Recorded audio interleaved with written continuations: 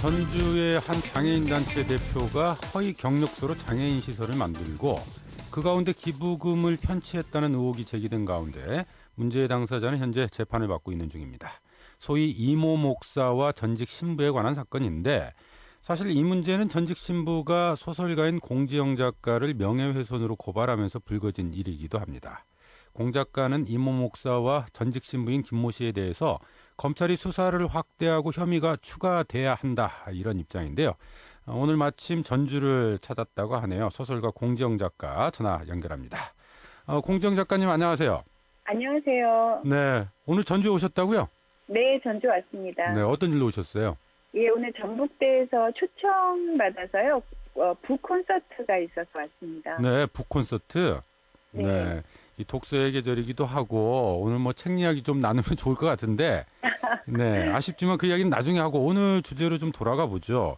얼마 네. 전에도 전주를 다녀가셨어요? 네. 네, 그때는 재판 때문에 오신 거죠? 그냥 재판 한번 보러 갔는데 네.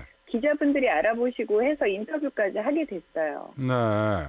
이게 지금 논란이 됐던 지금 그 이모 목사와 전직 신부와 관련한 사건 1심 재판인가요? 네. 네. 이미 언론 보도를 접하신 분들 좀 아시는 분도 계실 텐데 지금 어떤 혐의로 재판을 받고 있습니까? 이분들이 제가 알기로는 횡령 사기, 그다음에 아동학대, 그다음에 의료법 위반 이렇게로 알고 있는데요. 여기서 아마 횡령이 빠진 걸로 알고 있어요. 아, 횡령은 빠지고 네. 사기로. 사기, 네. 기부금품법 위반 혐의, 의료법 네. 위반, 아동학대도 네. 포함이 되어 있습니까, 혐의에? 아동학대도 예, 있는 것 같아요. 저번 재판에서 그거를 다뤘거든요. 네. 자, 그런데 공 작가님은 이것만으로 모자라다, 검찰이 추가 기소를 해야 된다, 이런 입장이신 것 같아요. 예. 네. 어떤 문제가 더 있다고 보세요? 우선 이분이 그 전직 사제가 이 여자분과 내연의 관계로 추정이 되고 있는데요. 네. 예, 그것을 아마 그러니까 빼돌린 걸로 알고 있어요. 기부금을 이제 좋은 데 쓰신다고 모아서. 네. 예, 그래서 이제 그것이 사실은 횡령인데 네. 사기는 그거보다 저도 이번에 처음 알았는데 급이 하나 낮다고 그래요. 아, 근데 횡령과 사기의 네, 차이. 사기 중에서 횡령이 더 큰 범죄인데 예, 이번에 검찰이 그거를 다 압수수색한 걸로 제가 알고 있는데 맨 처음에는 그렇게 횡령으로 수사를 하다가 갑자기 방향을 바꿔서 사기죄로 기소를 했어요. 네. 두 번째는 아동학대 부분은 좀 이따 제가 말씀드릴 거고요. 네. 그 다음에 이제 의료법은 이 여자분이 소위 그 성기 봉침을 놨다는 것이 이제 그것이 알고 싶다 해서 이미 밝혀졌고, 그리고 또 그 피해자가 제가 아는 분만 10분이 넘거든요. 네. 그런데도 불구하고 딱 한 번 자기 사무실에서 그 사무 직원에게 시험 삼아 한 번 놨다로 기소가 축소되었습니다. 네. 봉침 이거는 사례는 굉장히 중요한 문제예요. 예, 단 한 왜냐하면 건만. 네, 한 건만 거기 그 공소장에 명시되어 있다. 이것은 명백히 검찰이 의도적으로 사건을 축소한 것으로 보입니다. 사건을 축소할 의도가 있었다. 재판 네. 중인 사건이어서 조심스럽긴 합니다만 검찰이 네. 굳이 이 사건을 축소할 이유가 있을까요?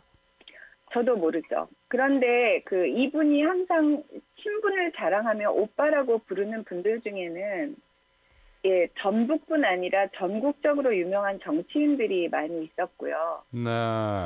예, 이런 분들이 자기에게 다 뭐 예를 들면 뭐 봉침을 맞았다 이런 걸 좀 떠버리고 다니는 정황이 있거든요. 근데 어찌 됐든 그분들이 했든 안 했든 예, 왜 검찰이 유독 봉침의 부분에서만 한 건으로 이렇게 축소를 했는지 이해가 잘 되지 않아요. 그러면 이번에는 명백한 네. 의료법 위반이거든요. 누락된 나머지 사례에 포함된 인사들, 이런 인사들이 상당히 유력한 인사였을 가능성이 있다. 좀 이렇게 보시는 것 같네요. 소설가로서 그렇게 봅니다. 네. 이런 부분들이 검찰이 의도적으로 좀 그런 사례들을 축소한 게 아니냐. 좀 이런 그러니까 입장이신 그런 것 같은데. 의심 네. 정황이 되는 거죠. 안 그러면 검찰이 얼마든지 그 주변을 얘기했을 때 최소 10건 이상의 그 봉침 사례와 예, 그다음에 그분들에게 나중에 금품을 크게 거두어들인 정황이 있거든요. 네. 증인들도 있고요. 심지어 방송에도 나와서 증언하는 분들이 10분 정도 되는데 검찰이 그걸 정말 몰랐을까? 저는 합리적인 의심을 한다는 겁니다. 알겠습니다. 그래서 검찰이 좀 사건을 축소하지 말고 좀 제대로 다시 추가 기소해야 된다 이런 주장이시고요. 네. 그리고 지난번 아동학대 건인데요. 네. 이분이 그 주로 이제 모금원이 SNS를 통해서 5명의 아이를 키우고 있다고 주장을 하십니다. 그 중에 2아이는 자신의 아이고 3아이는 입양을 했다고 했는데, 예, 이미 언론을 통해서 그 한 아이는 바로 파양을 한 게 밝혀졌고요. 네. 2아이는 이제 아주 어린 아이들이에요. 이제 6살, 7살, 5살인가 뭐 아무튼 굉장히 어리더라고요. 네. 근데 이 아이들을 24시간 위탁모에게 맡긴 정황이 있었죠. 네. 이것은 밝혀졌습니다. 그것이 알고 싶다에도 나왔고요. 네. 그런데 이분들이 근데 사실은 이 지역에서 제가 조사를 한 바에 따르면 이모 목사의 이름을 들으면 모든 사람이 두려워 떱니다. 이것은 제가 사실은 제가 그 증인들을 댈 수 있는데요. 이모 목사에게 한번 걸렸다 하면 경찰이고 뭐고 다 그 사람 손아귀에 있다라는 맹신 같은 것들이 좀 퍼져 있어요. 주변 저도 사람 이해는 할 수 없어요. 주변 네. 사람들이 이름만 들어도 벌벌 떨 정도로 두려워하고 네. 있었다. 네. 그런데 이제 아이를 키우던 이 위탁모께서 아이를 배꼽 떨어질 때부터 5년 정도 키우다 보니까 이 아이들하고 너무 정이 든 거예요. 네. 그래서 그 자신의 신변의 불이익을 모두 무릅쓰고 이모 목사를 애가 어떻게 아동학대를 했는지 를 이제 증언했습니다. 검찰에 가서. 네. 그런데 제가 지난 재판에 가니까 검찰이 3번의 증언에 대해서 모두 날인을 하지 않음으로써 이 증거가 모두 날아갔어요. 검사가 그러니까 해당 진술서에 서명을 안 해서 네. 이게 증거 능력을 상실하게 됐다 이 말씀이시네요. 그렇죠. 예. 네. 그래서 저는 잘 몰랐기 때문에 네. 제가 법조인 아는 분들에게 이런 상황을 질문했습니다. 만약에 이것이 그러니까 실수였다면 네. 그 담당 검사는 엄청난 그러니까 예를 들면 신분상의 불이익을 받게 된다고 하더라고요. 네. 그런데 한 건도 아니고 그분이 아동학대에 대해서 증언한 3건 모두가 검사 서명이 없었다는 것에 대해서 제가 또 아까 말씀드린 공침이 엄청 축소돼서 말도 안 되게 단 한 건으로 줄은 것, 네. 그다음에 사기 횡령 중에서 횡령이 사라진 것, 이런 것들에 어떤 맥락이 있다고 저는 한 시민으로서 보는 거죠. 상식적으로 이해할 수 없는 상황들이 연달아 벌어지고 있다.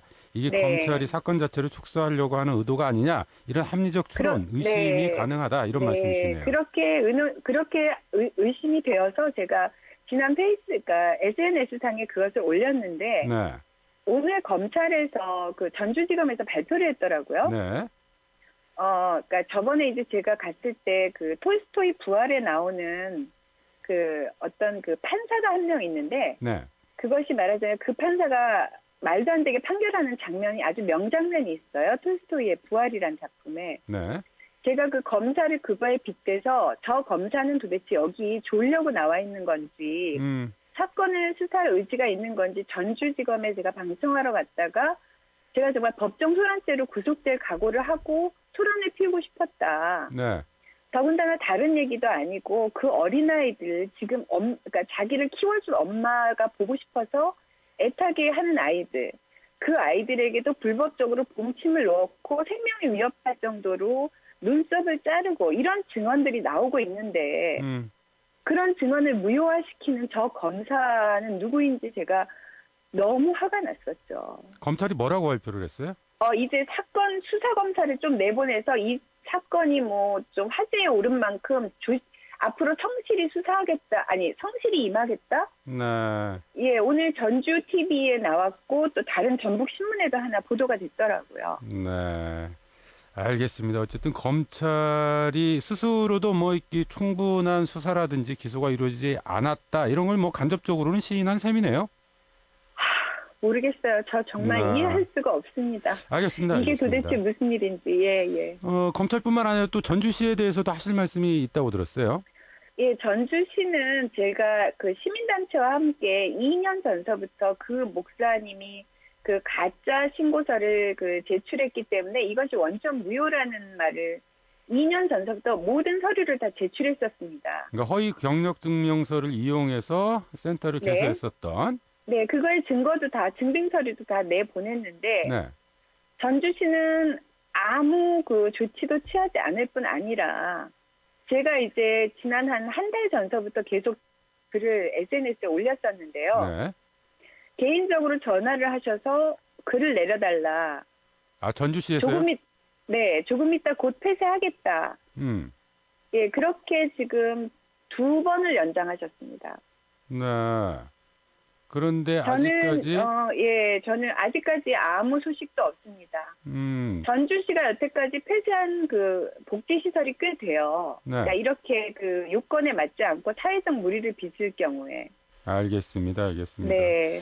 전주시가 왜 이렇게 그 행정 처리를 미적거린다고 보세요? 그것이 알고 싶어요, 저도. 알겠습니다. 사실 이 문제가 장애인시설 대표 개인의 비리로만 끝날 문제는 아닌 것 같아요. 이 아닌 것 지역사회. 같아요. 네. 그리고 저는 작가로서 너무 한계가 많습니다. 정말 존경하는 전주 시민들께서 나서야 되실 시간이 된 것 같고요. 또 하나는 정말 아이들이요. 제가 가장 걱정되는 건 그 아이들. 그러니까 아까도 말씀드렸지만 그 증언회에서 그 소위 엄마라는 사람이 지금은 보호하고 있거든요. 이모 네. 목사가.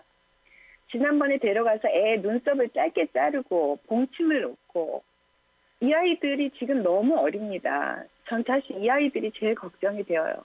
알겠습니다. 어째 보면 이 침묵의 카르텔이 전주라는 지역 공간에 형성되어 있는 것은 아닌지 이런 답답한 생각도 드는데. 정확하신 네. 지적이 아닐까 싶습니다. 제가 지난번에 그 도가니를 취재할 때 제가 네. 그 단어를 썼어요. 이 지역사회의 침묵의 카르텔들이 이 수많은 피해자들을 양산하고 있는 것은 아닌지. 네. 저희를 네. 포함한 이 지역 언론들도 그동안 제 역할을 다해왔는지 되돌아보는 계기가 돼야 할 것 같네요. 오늘 말씀 여기까지 듣죠. 고맙습니다. 감사합니다. 네, 지금까지 공지영 작가 만나봤습니다. 이어서 뉴스